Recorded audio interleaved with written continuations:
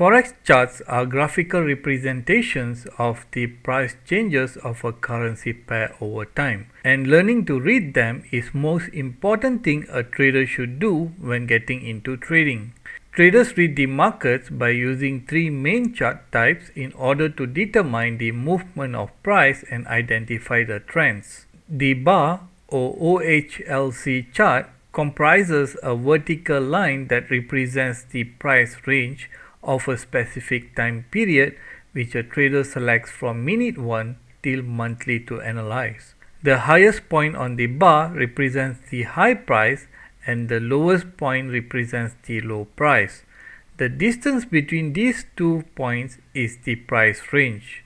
A tick to the left indicates the open price and a tick to the right indicates the close price. The vertical line with small left and right ticks is referred to as the bar.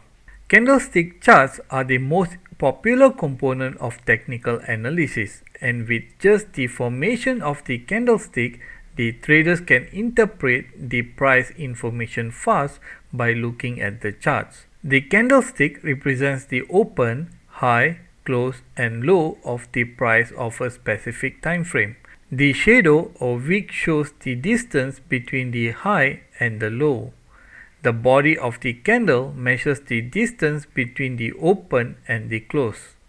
When the close is higher than the open price, it shows a positive sentiment in the market.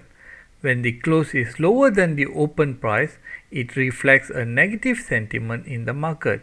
Line chart is the simplest type of chart and it's widely used by traders because it's easier to read as it only represents the closing price. Compared to other two charting methods, the line chart is the simplest and most easily understood by beginners.